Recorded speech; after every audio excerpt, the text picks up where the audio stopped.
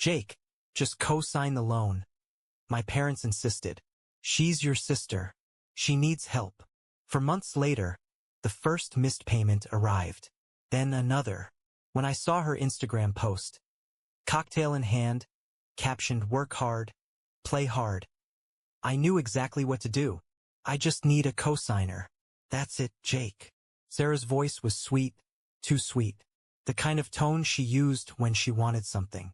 I leaned back in my chair, arms crossed. And why exactly do you need me? Sarah huffed. Because my credit isn't great. Okay? But this isn't some random impulse buy. I've got a plan. Uh-huh. I muttered. Jake. Mom's voice cut in, sharper than usual. This is an opportunity for your sister. She's trying to build something for herself. By taking out a car loan she can't afford? Dad slammed his coffee mug onto the table. Watch your tone. I clenched my jaw. Here we go. Sarah pressed her hands together like she was holding in a prayer. Listen, I'm gonna start driving for a rideshare service. Full-time. It's good money. I did the research. Did you? I asked, leaning forward. Because I'm pretty sure that research would have told you that a car loan is not a great idea when you're already drowning in credit card debt. Jake, Mom sighed, shaking her head. You're being dramatic. No, I'm being realistic. I shot back. Sarah groaned. Why do you always do this? Every time I try to do something, you act like I'm some clueless fool. I ran a hand through my hair, biting down the frustration bubbling in my chest. I don't think you're clueless, Sarah. I think you're reckless.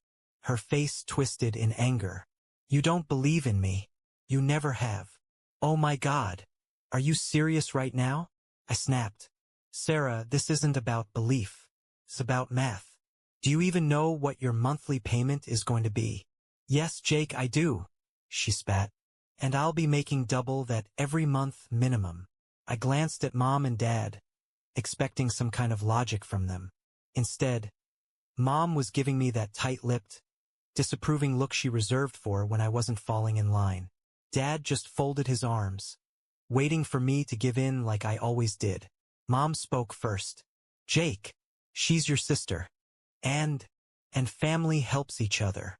I laughed bitterly. Family helps each other.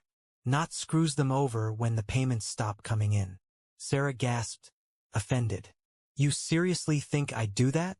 Yes, I said flatly. Mom's face darkened. Jake. Dad exhaled through his nose, the way he always did before delivering some fatherly wisdom. You've got a good job, a stable income. This is nothing to you, but it means everything to your sister. It's not nothing, I gritted out. You realize if she stops paying, I'm the one they come after, right? It hits my credit score, my paycheck. Oh my God, Sarah groaned, rolling her eyes. You're acting like I'm some degenerate who can't hold down a job. I raised an eyebrow. Well, Sarah grabbed a throw pillow and chucked it at me.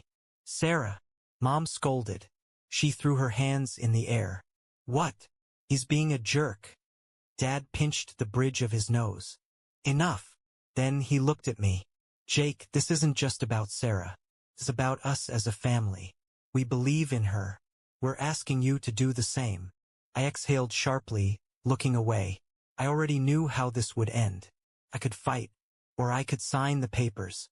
Sarah nudged the contract toward me, her voice suddenly softer. Please, Jake, just this once.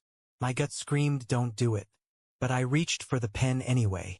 Sarah lasted exactly 4 months. At first, she was buzzing with excitement. Jake, I made $250 in one night. She'd text me. Told you this was a good idea. For a while, she actually put in the work. She'd wake up early, drive until midnight some days, even turn down plans to stay on the road. And I'll admit, I started to think, maybe I was wrong. Maybe she's actually sticking to something for once. Then the excuses started. Ugh, I needed a mental health break. Driving all day is exhausting. Some guy puked in my car, and now I need to get it detailed. That's like my whole day's earnings gone. I was gonna drive this weekend, but Ashley got free tickets to Miami, and I needed this trip, Jake. You don't get it. I got it. I got it when the first late payment notice came in the mail, addressed to me. I got it when the bank called, saying the second payment hadn't gone through either. I really got it when I checked her Instagram and saw a picture of her lounging on a beach with a margarita. The caption reading, "Work hard, play harder, palm tree sparkles." That was the moment I knew. I called her immediately. She didn't pick up. I called again, straight to voicemail. So I sent a text. "Sarah, where's the car payment?" 3 dots appeared, then disappeared. Then finally, "Chill, Jake. I'm handling it." I took a deep breath and replied, "Define handling it." "Nothing. Fine. If she wanted to play games, I'd take it straight to the source." I called Mom. "Jake, how's my favorite son?" She greeted cheerfully. "I'm your only son, Mom. Where's Sarah?" "Oh, she's out with some friends, I think." "Why?" "She missed her last 2 car payments." Silence. Then, a carefully neutral, "Oh." I rubbed my temples. "Oh? That's all you have to say?" "Well, she's been going through a tough time, Jake. You know how stressful this job has been for her." "She hasn't had this job for a month, Mom. She quit." "She didn't quit. She just needed a break. It was affecting her mental health." "Did she tell the bank that?" "Because they don't seem to care about her mental health, Mom. They care about the money." Mom sighed. "Jake, you make plenty. Can't you just cover this for a little while? She'll get back on her feet soon." I barked out a laugh. "Wow. I knew this was coming." "Jake." "No, seriously. I should have placed a bet. How long before they ask me to just pay it myself?" "Don't be so dramatic." I gripped the phone tighter. "Dramatic? Mom, I co-signed that loan as a favor. Not so you and Dad could sit back while I pay for Sarah's financial decisions." "Watch your tone." "No. You watch who you're defending right now. Your daughter took out a loan, promised she'd handle it, and now she's spending the payments on overpriced cocktails and weekend trips. She's trying, Jake." "No, she's not." I snapped. "She stopped trying the second she knew she could get away with it. And you're just letting her." Mom sighed again. "Listen, I'll talk to her. Okay? But you have to be patient with her. She's still figuring things out." I clenched my jaw. "She's 27, Mom. When exactly is she supposed to figure it out?" "When I'm bankrupt." "Jake." I was done. "Tell her she has 1 week to fix this." "1. If she doesn't, I'll handle it myself." "What does that mean?" "You'll see." I hung up before she could argue. Sarah wanted to play games? Fine. I was about to end them. Sarah didn't make a single payment. Not in a week. Not in 2. Not in a month. But you know what she did do? Post a new picture on Instagram. Self-care weekend. Tropical drink, son. Sometimes you just gotta treat yourself. 2 hearts. # work hard, play hard. I stared at my screen, my fingers curling into a fist just as an email from the bank popped up. "Final notice. Your account is delinquent. Immediate action required." That was it. I was done. I grabbed my phone and dialed her number. She picked up on the 4th ring, her voice dripping with fake sweetness. "Jakey. Hey, what's up?" I clenched my jaw. "Where's the money, Sarah?" A long pause. Then, a dramatic sigh. "Ugh, Jake, really? Why are you ruining my day?" I laughed, short, bitter, and sharp. "Your day?" "Sarah, the bank just sent me a final notice." "Do you even know what that means?" "Oh my God." "Chill. I told you, I'm handling it." I ran a hand down my face, trying to stay calm. "Sarah, when are you handling it? Because I just saw your little self-care post, and it looks like you're handling piña coladas, not car payments." "Jesus, Jake. I needed a break. I've been so stressed." "Stressed? You quit your job. What are you even stressed about?" She scoffed. "You don't get it. I've been going through a lot. Okay?" "Oh yeah? So have I. Like, for example, trying to stop my credit score from tanking because my irresponsible little sister decided she'd rather play rich than actually work." "Wow. Nice, Jake. Really nice. You're such a pain." "No, Sarah. I'm a fool for trusting you." Another pause. Then, her voice turned venomous. Well, guess what? You signed the contract. That means it's your problem now. I gripped my phone so tight my knuckles went white. You're right, Sarah. It is my problem. But I'm about to fix it. What's that supposed to mean? She snapped. I didn't answer. Instead, I hung up. And then I called the bank. The next move. I spent the next hour going through every option with the loan officer. I could try to negotiate a lower monthly payment, except Sarah had already ignored their calls. I could pay it off myself. But screw that. That left one option. Repossession. I checked the contract. As a cosigner, I had every right to reclaim the vehicle if payments weren't made. The only problem? Sarah wasn't going to hand over the keys willingly, which meant I had to get creative. The setup. I knew Sarah's routine, or at least I knew the version she posted online. Every Friday night she went out. That was my opportunity. I called a buddy of mine, Eric, who worked in towing. You serious? He asked when I explained. Dead serious. Eric laughed. Remind me never to piss you off. Send me the location. I'll be there. At 10:45 p.m., I pulled up outside her favorite club, blending into the sea of parked cars. Sure enough, there was her car, shiny, new, and completely unpaid for. Eric's tow truck rumbled up behind me. You sure you want to do this? He asked. I exhaled. Yeah, let's go. Hooking up the car took less than 5 minutes. Just as we finished, I heard an all-too-familiar voice. What the heck? I turned to see Sarah storming out of the club, heels clicking furiously against the pavement, her face twisted in rage. She wasn't alone. Mom and Dad were with her. Perfect. The explosion. Sarah ran straight for me, shoving my chest. Are you insane? What are you doing? I didn't flinch. Fixing your mess. She gaped at me. You're stealing my car. No, I said calmly.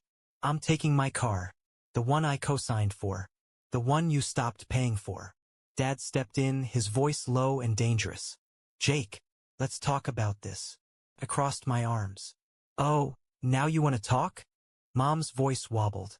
Honey, this isn't necessary. We can figure something out as a family.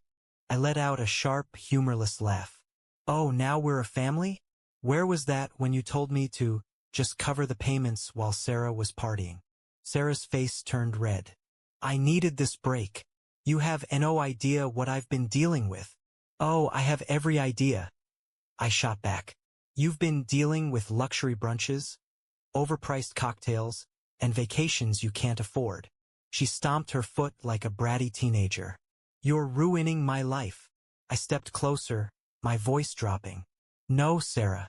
You did that all by yourself. She turned to Mom and Dad, her voice breaking. Are you seriously letting him do this? Mom. Mom looked at me, pleading. Jake, sweetheart, this isn't fair. She's trying. She's not trying. I snapped. She's failing. And I'm done being the safety net.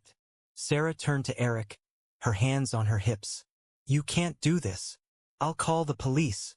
Eric smirked. Go ahead. They'll tell you the same thing I will. It's legal. Your brother's name is on the contract. He has every right to take it. Sarah's mouth opened and closed, her mind scrambling for a counterattack. Dad clenched his fists. Jake, stop this. Right now. I met his gaze. Or what? You'll cut me off. I gestured to the car. Newsflash, Dad. I've been paying my own bills for years. The only one who needs you is her. Silence. Sarah's breath hitched. We're done. I smiled coldly. At least now I won't be cleaning up your mess. Eric gave me a nod. We good. I turned away from my family, if you could even call them that, and waved my hand. Yeah, we're good. The tow truck pulled away, Sarah's screams fading into the night. I didn't look back. The silence after the storm was deafening. No screaming phone calls. No endless texts. No fake apologies from Sarah. Just silence. For the first time in months, I wasn't waking up to bank notices or anxiety-inducing missed payments. The car was gone, the loan was settled, and Sarah's financial disaster was no longer my problem. But if I thought she'd just disappear quietly, I was dead wrong. 3 days later, Mom showed up at my apartment. The guilt trip begins. I barely had the door open before she shoved past me, her purse swinging dramatically over her shoulder. "What is wrong with you, Jake?" I sighed. "Good to see you too, Mom." She spun around, eyes flashing. "Do not joke about this. Your sister is devastated. She's in bed crying. She can't even eat. You stole her car." I leaned against the wall, arms crossed. "You mean the car I was legally responsible for? The one she refused to pay for? That car." "Jake," she hissed, lowering her voice like she was about to deliver some grand wisdom. "Family doesn't do this to each other." I let out a dry laugh. "Oh, really? Because it kind of feels like family doesn't leave their own to drown in debt while they're sipping cocktails on vacation." Mom's face twitched, but she wasn't backing down. She was trying. "You just humiliated her in front of everyone. You embarrassed us. Your father is furious." I stared at her. "And? What do you expect me to do, Mom? Give her a new car? Pay off her debts? What?" She hesitated. "Well, your father and I were thinking, since you're in a good place financially." I laughed so hard I actually had to put my hand on my knee. "Oh my God. You actually came here to shake me down for money." Mom straightened, offended. "It's not like that." "No, it is," I said coldly. "You're here because Sarah burned every bridge, and now you need me to fix it. Again." Her lip trembled, but I didn't budge. I was done. Mom tried one last time. "Sweetheart, please. We're family." I met her gaze, my voice calm. "Then start acting like it." She blinked, and for the first time in my life I saw it. The moment she realized I wasn't bending this time. No fixing, no saving, no sacrificing, just me. Mom clutched her purse, her lips pressing into a thin line. "Fine." She turned toward the door. "If that's how you want it, don't come crying to us when you need help." I let out a slow breath. "You know what's funny, Mom? I never have." She stiffened but didn't turn around. And then she left. The fallout. Over the next week, the messages started rolling in. "Dad, you went too far. Fix this." "Sarah, I hate you. I hope you rot." "Random cousin I hadn't spoken to in years. Bro, heard you ruined your family." Harsh. I ignored them all. The old me, the family fixer, would have spent hours arguing, justifying, begging them to understand. But I didn't owe them anything. I went to work, hung out with friends, actually enjoyed my life without waiting for the next financial disaster to explode in my face. Then, a week later, Sarah finally hit rock bottom. The desperation play. She called me at 2 a.m. I almost ignored it. Almost. I picked up, half expecting another screaming match. But what I got instead? Sobbing. "Jake," her voice was wrecked. I don't know what to do." I sat up. "What happened?" She sniffled. I can't get to work. A sharp inhale. "I lost my apartment. They kicked me out." I closed my eyes. "Of course. Mom and Dad won't let me stay," she whispered. "They said I need to learn responsibility." I almost choked. The irony. "Please, Jake. I don't have anywhere else to go." I exhaled slowly. "So let me get this straight. Mom and Dad, who spent months making me the villain, are suddenly all about responsibility now that they'd have to deal with you." Sarah whimpered. "Jake, please. I'll do better. I promise. Just let me crash for a little bit." I let her words hang in the air. She expected me to cave. I always had before. But this time? I thought about all the times I'd saved her, covered for her, dug her out of messes she never learned from. And then I thought about my own future. My peace. My happiness. And I made a choice. "No, Sarah." Silence. Then pure disbelief. "Wait. What?" I said no. My voice was firm, unshaken. She let out a laugh, high and nervous, like she thought I was joking. "Jake, come on. I have nothing right now." I leaned back against my pillows, my voice eerily calm. "Then maybe you should have thought about that before blowing every chance you had." "Jake?" I cut her off. "I hope you figure it out, Sarah. Really. But you're not my problem anymore." And for the first time in my life, I hung up on her. The shift. The next day, I blocked her number. Dad sent me one last message, "This is on you." I didn't even bother responding. Because for the first time ever, it wasn't on me at all. 6 months later, I stood in my own apartment, my real home, not just a place where I was constantly waiting for the next family disaster to explode. No texts demanding money. No guilt trips. No Sarah blowing up my phone with excuses. Just silence. And peace. The final attempt. It had been months since I'd heard from Sarah. She had disappeared from social media, stopped trying to contact me, and for the first time in years I had zero responsibilities tied to her mess. Then one evening I got a text from an unknown number. "Sarah, Jake, I know I'm probably the last person you want to hear from, but can we talk?" I stared at the message for a long time. Part of me wanted to ignore it. But another part of me? I had to know if she had actually changed. So, against my better judgment, I responded. "Me, what do you want, Sarah?" Her reply came almost immediately. "Sarah, I need to see you. Please." So I agreed to meet. The coffee shop confrontation. I picked a neutral place, one where she couldn't throw a tantrum or make a scene. When she walked in, she looked different. Not the Instagram-perfect, designer-wearing Sarah I had known. She looked tired. There were dark circles under her eyes, her hair wasn't perfectly styled, and for the first time in years, she didn't have the same smug look on her face. She sat down, nervously stirring the coffee she had barely touched. "Thanks for meeting me," she muttered. I leaned back in my chair, arms crossed. "Get to the point, Sarah." She winced but nodded. I've been working. At a diner." That caught me off guard. "You? Working?" She gave a hollow laugh. "Yeah. Turns out, when you have no one left to bail you out, you actually have to figure things out on your own." I didn't say anything. She sighed. "Look, Jake. I'm not here to ask for money, I swear. I needed to tell you that you were right. About everything." I raised an eyebrow. "Excuse me." She looked down at her hands, fidgeting. "I spent my whole life assuming someone else would fix my problems. Mom, Dad, you? And when you finally cut me off, I had nothing. No backup plan. No safety net. Just me." For the first time, her voice cracked. "I hated you for it at first," she admitted. "I wanted to believe you were just being cruel. But now? I get it." I sat there, processing her words. This was the first time Sarah had ever admitted to being wrong. The first time she wasn't blaming everyone else. And I didn't know what to do with that. "So what now?" I finally asked. She exhaled shakily. "I don't know. I'm just trying. I'm not asking you to forgive me overnight, but I wanted you to know that I see it now. And I'm sorry." I studied her, trying to see if this was another manipulation. But for the first time in forever, I believed her. I nodded slowly. "Good. You should be." She let out a small, sad smile. "Yeah. Moving forward." Sarah and I didn't magically go back to being close. But I walked out of that coffee shop feeling lighter. For once, I wasn't carrying her weight anymore.